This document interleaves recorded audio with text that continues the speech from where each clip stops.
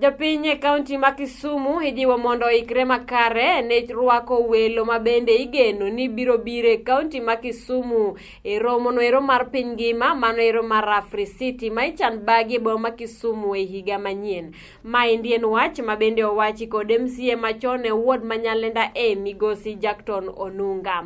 Koloso achiel kachiel kod od fwambo marwa mar Lolwe TV, migosi Onunga bende ojiwo jopiny obi owuog oko karom gi mondo gindikre kaka jogo mbulu kendo bende gikaw kipande ahinya ne ka gihikore godo ne yiero ma higa manyien. Onunga opako ahinya gavana ma kaunti ma Kisumu Ngiri Anyang' Nyong'o kuom dongruoge makare mabende osetimo e kaunti noero. This constituency odiochieng' ma kawuono daher mar nyiso jopiny ni development ma Kisumu County akawo thuolo mag erokamano ne gavana marwa kuom timo dongruok in various sectors, particularly town.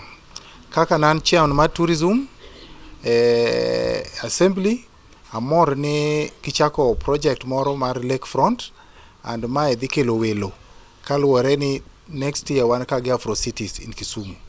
And akwayo ni party marwa mar ODM ni sirikal mabiro wa make sure ni wayiero joma nyalo konyo county government timo agenda meki sana businesses ma government.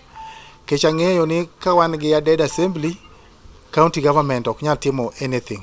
Emomiyo wadwaro ni kata obedo ni loyal to the government, to nyaka ibed ng'ama nyalo articulate the policies, nyalo kelo private bills, nyalo kelo motions manyalo konyo jowa ma jopiny madwaro. Sana akwayo county government ma Kisumu ni tije te mantie gi make sure ni watemo watieko before general elections.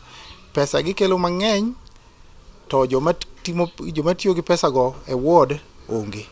Kaka an former MCA daher mondo adoga recapture my seat ma Nyalenda ward.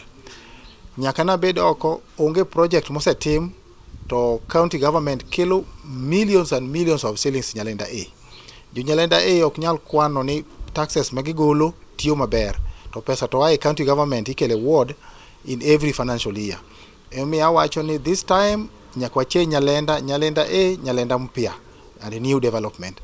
Machaka nyalo awacho ni jothurwa nyaka ikre mar dhigo kura ema bro konyowa kwa bargain gi other tribes.